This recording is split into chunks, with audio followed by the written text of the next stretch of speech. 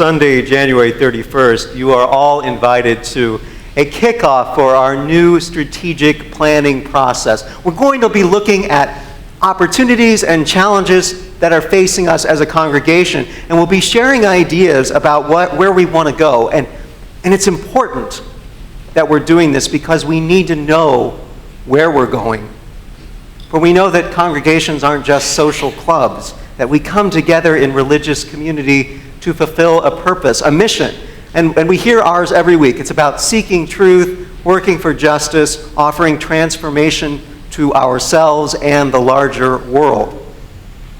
So we gather here today considering the future of this congregation. And we know that the world of religious community is changing. Mainstream denominations are declining. Younger people are looking to participate in very different ways in religious communities than people have participated in the past. Awareness of and welcoming of multiculturalism into our communities has grown, and even those who are attracted to liberal religion are looking for a more spiritual worship experience. So how are we going to live out our mission in this changing world? And I know it's all very well to hope for it, to allow our rational brains to tell us that yes, of course, this is the way the world should be. But I don't think that's enough, or we'd be there at this point. Because transforming lives and communities requires a lot of work, and that work can be very challenging and even discouraging.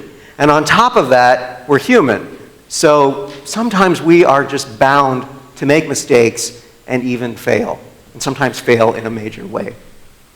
So I believe we need to we can't be like Rip Van Winkle. We have to make sure we are awake, truly awake, and think about and know what it is at our core that keeps us invested in our mission. And that's the mystery part of the mission and mystery sermon title for today. We have to have faith in something beyond ourselves as individuals. We have to be connected to something larger. We have to hold some greater truth. So, yes, we're going to talk about God today, among other things. We're going to talk about God because, though I know that we all probably hold different beliefs about divinity, there is, at the core of this thing often called God, a truth that we need to wrestle with, that is inseparable from the mission of transforming the world for the better. And at the same time, it's important to note that sometimes we humans can get the facts wrong, and sometimes we still have truth. So I will share something from my own experience. A truth that I knew early on was that I had figured out what God looked like. I knew. When I entered Delaware Elementary School in Washington Township as a kindergartner, that big classroom full of energetic kids was pretty intimidating for me. But I had one comfort during that time.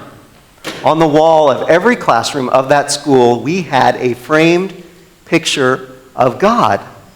A stern but kind-looking man with a fluff of hair on either side of his head. I'd look at that picture and I would know that I wasn't alone, and it would inspire me to reach out to other kids who might be feeling lonely, because I knew that that God in that picture wanted me to be the best human being I could be. Whenever somebody teased me or I was feeling lonely, I could look at that portrait and know I wasn't alone.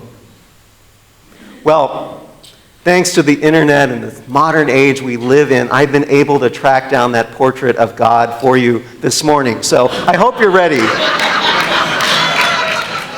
You know, the face of God is not something to look upon lightly. So we could have used a drum roll this morning, but there we go. So ready? Ladies and gentlemen, God.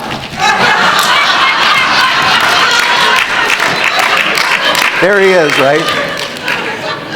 Oh. Now, as an adult, it makes sense to me that in Washington Township, we would have pictures of George Washington in every classroom. But as a kid, I just assumed God was the right choice. We won't even get into my assumptions about God and whiteness and maleness and all of that, because I think it's on display right here. Oh. So it was around that same time that my mom decided that we should start going to church. and apparently because I needed religious education, right? But there was one thing I knew about church at that point. The reason you went to church was because of God. So we finally got settled in the pew in that old Christian church building, and I looked around for that picture of God like we had in my kindergarten class, and I was confused. This was church. Where was God? But my confusion promised to come to an end, for it was a special service that day. They were doing a play, a chancel drama, about the women headed to the tomb to anoint the body of Jesus. And one of the women in the play said, "Let us go to the tomb and see our God." At last, I thought. So sitting in front of us on that first Sunday at that church was a boy from my neighborhood named Ryan. And, under the best of circumstances, Ryan was pretty fidgety, but in church that was magnified, if you can imagine. So there the women are in the play, retelling the story of Jesus, and Ryan says very loudly, "Why are they wearing bathrobes?" So there's some nervous giggles, because we'd all noticed that they were, dressed in old bathrobes that someone had sewn some fancy trim onto. Ryan's mother shushed him and smiled apologetically. So a bit later, the women are standing in front of the tomb, and they discover that the large stone has been rolled away, and then they go inside, and here I am thinking, this is it. Here comes God. I wait, but the women come out shaking their heads. "God isn't there," they say. "He's gone." So at this point, Ryan stands up on the pew and he says, "Maybe he's sleeping. Maybe somebody should wake God up." And this time, nobody tried to hide their laughter except for me, because I wasn't laughing, because I was disappointed I hadn't seen God. Maybe he was sleeping, as Ryan had said. But despite the fact that God never showed up that morning, I ended up liking church anyway. The minister was a man named David Kagewata. Reverend Kagewata was an American of Japanese descent who had suffered the indignity of being imprisoned in an American concentration camp alongside his family during World War II. But Reverend Kagewata lacked the bitterness that you might have expected would have come from that humiliation, that experience. And alongside his kindness, he had a gentle but steely resolve that suggested great strength. As I listened to Reverend Kagewata's sermons each week, I witnessed his passion for justice, for inclusivity, his tireless work in bringing together different communities. And with so much going on at that church, I soon forgot I hadn't seen God. God hadn't shown up. And as I got a little older, I began to realize that nobody really knew what God looked like. And why couldn't he be a she? And for that matter, why did God even have to have a body? And if God didn't have a body, then did God even have a personality? Or was God an idea, like love? I'll admit that now that I'm grown up, it's still confusing, but instead of calling it confusion, I just call it mystery, and I feel a whole lot better about it. For lots of people, including me, the word God can be confusing, even off-putting, especially with all the baggage that comes with it. And yet, I believe at the heart of it, the idea of God, there is something that even atheists, agnostics, theists, and everybody else can agree with. And I say this as someone who very much values his rational mind and very much went away from using any kind of God language for many years. Throughout history, there has been a universal impulse to make meaning of our lives, find an understanding of our place in the universe. And in describing that indescribable, we have used the word God. So whether the details about God have been factual and actual, the underlying impulse to find meaning in our existence, to have a mission in life, that is true. Harvard theologian Gordon Kaufman says, God is essentially a constructive work of the human imagination, developing a symbolical picture of the world. What that means for me is that human creativity intuitively translates ideas into stories, metaphor. So God as metaphor can still have a profound meaning, because in their emotional, spiritual, and intellectual power, metaphors evoke authentic responses within us. And so for us to build this bridge from rationality to faith, we have to recognize that metaphor can be a foundation for truth. So for me, I've really distilled the God concept or metaphor down into a few items. This is what I believe human beings at our core really value most. One, the power of loving human action in overcoming selfishness. Two, the wonder and vastness of all creation. And three, the complexity of life's joys and sorrow. And so in the dynamic relationship between these three things and the missional response that naturally evolves from them, in that place, there is God, a word representing humankind's attempt to distill the indescribable essence of life into a single named concept. In other words, big ideas, little word.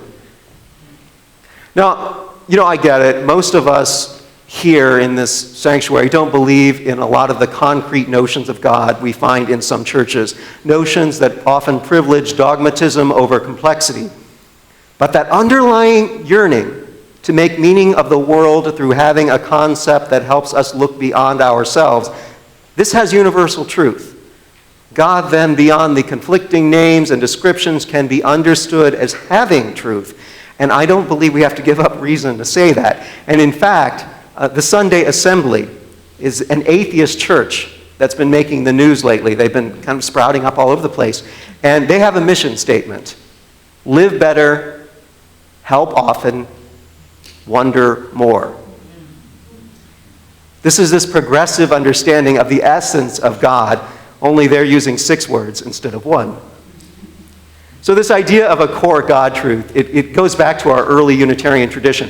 People like Ralph Waldo Emerson, who believed there must be a commonality at the heart of all the various religious thoughts, something that transcended cultural differences and faith-science conflicts.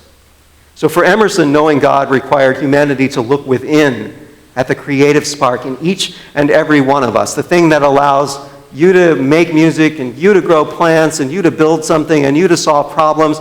This creativity is mysterious, as no one knows why, one person can compose a symphony at 5 years old, and somebody else can't sing on key to save his life. Guilty. Yet we all have these creative gifts. And Gordon Kaufman even maintained that creativity is God. So for the Transcendentalists, way back then, and for us nowadays, that means we have the responsibility to show respect for the unique gifts of our fellow human beings, those little sparks of divinity, by working to fight the injustice that stops people from living out their full potential. So for me, what it's boiled down to for me, basically, is that my faith is about acting God out rather than determining what God is or if God is. My faith is about acting God out rather than trying to determine what God is or isn't.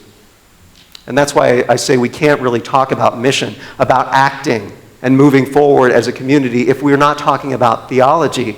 Because in order to overcome the exhaustion and frustration that inevitably results from trying to change ourselves and the world for the better, in order to have compassion and courage when we find ourselves faced with challenges, we have to have some kind of meaningful foundation, folks.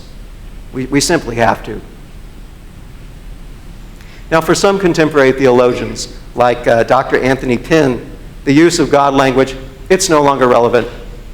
Dr. Pinn argues that the Christian God, as understood in African American churches, was complicit in their suffering, and therefore did not encourage a long, consistent fight against injustice.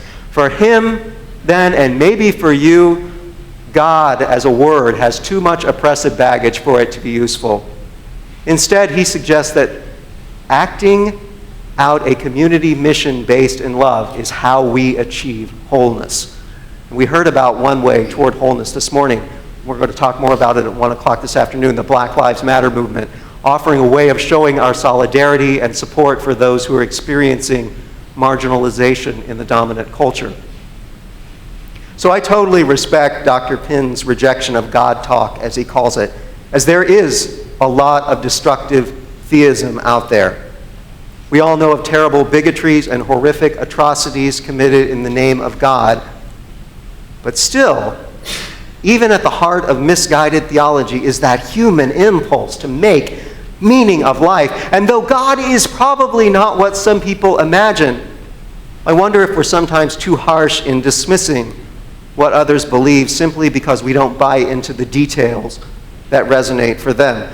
For instance, when George Washington and God were essentially the same for me, I clearly needed something that could offer me comfort in that hostile classroom, that could push me toward living out my own personal mission of being a good person. Now, I couldn't have articulated that at that age, but that was the truth at the center of my understanding or my misunderstanding of God. So even as someone like Anthony Pinn, who with every good reason rejects God talk, as he calls it, his idea of salvation through loving community, through the kind of mission we have right here at this church, seems very close to the idea of God I'm exploring today, reinforcing that at the core of the God concept there is truth. And so I say, hey, if we throw out God altogether because there is bad theology out there, then we risk losing ideas that challenge us, that push us to think beyond what makes immediate sense, that call us into spaces of transformation and healing, that ask of us to be more than we think we can be, that encourage us to live out our mission despite the challenges we will inevitably face. I think back to that church play so long ago and how I was so disappointed when God didn't show up. Now I see it differently. God was there all along, and no, Ryan, God was not sleeping. God was awake. God was there in those ridiculous bathrobe costumes the women wore, lovingly made by the church's sewing circle. God was there in the laughter in the audience, and yes, God was there in that biblical story, because even if the facts weren't precisely true, or the story itself held the kind of hope for its audience that can create positive action and change. But you know what? God was there beyond that night. God was there in that sanctuary the next spring when we sat together during a sunrise service after a devastating tornado. God was there when our minister, Reverend David Kagiwara, was taken by cancer, and we huddled together in that sanctuary asking why. God was there a few years later when Ryan's mother, tears streaming down her face for the baby she had lost that week, sang Amazing Grace with the rest of the choir.